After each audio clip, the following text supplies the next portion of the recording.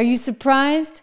Taylor Swift announcing, like on cue, because this whole thing is so freaking staged, that she is supporting Kamala Harris. So this comes out right after the debate. Apparently Kamala did so well, so well, that Taylor will now graciously offer her support. So she put it out in an Instagram post like minutes after this debate ended. And of course, over at CNN, some of the anchors there are all like, woohoo, woohoo, this is fantastic. This is huge. She's the biggest star in the world. But a little cold water was thrown on that comment by another host who's a little more with it, if you ask me, a little bit more sort of in touch with reality. I want to play you this because Dana Bash got her you-know-what handed to her.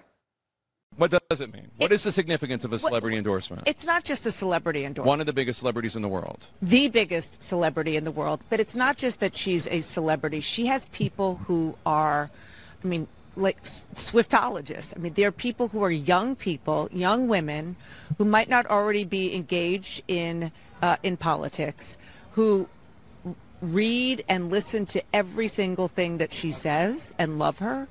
And if she makes a difference, even on the margins, in a race like this, that is a huge difference. This was the endorsement that the Harris campaign, they were hoping for more than anything else. No one will ever say no to a Taylor Swift endorsement. I 100% agree with that. I think it's significant to all. It is always significant to have the most powerful force in pop culture on your side. The one contrarian view I will say is that in this moment, the thing the Harris campaign needs perhaps the most is to figure out how to reach men.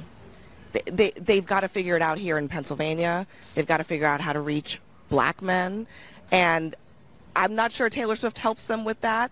It's a totally different ball game that Taylor Swift is in, but they've got to figure that part out. Travis Kelce, on the other hand. Maybe if Travis Kelce comes around, we'd be having a different conversation. But I think that it's just important to remember that, especially in this Commonwealth of Pennsylvania, that is just, it's a give and take here, where you gain some and you lose some, and she really needs to start gaining.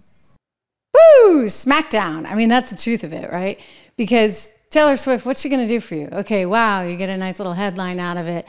Taylor endorses Kamala, but does it matter? Does it matter in these states where people are really hurting, where they're losing manufacturing jobs? That news, of course, coming out just last Friday as we went into this debate. No talk of, by the way, jobs, no talk of manufacturing, no talk of any of that. God forbid we actually talk about policy. But here are the states where Kamala's really struggling. Don't forget, he polls poorly, okay? This is the reality of it, right? Donald Trump does not poll as well as like a Kamala Harris would. And so you get places like Pennsylvania, Michigan, Wisconsin. And guess what?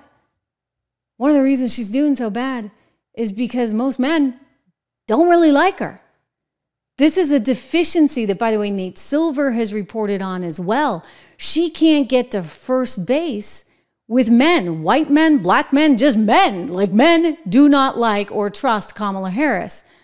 I don't know that she likes them that much, to be honest, with all the rhetoric that we've heard from her. So I get it. And I think Abby's right. Dana's wrong. Great. Okay, wonderful. Taylor Swift is in the tent for you. Wonder how much that endorsement costs. Just kidding. Not really. Anyway, Taylor Swift endorses her, but what will it matter at the end of the day?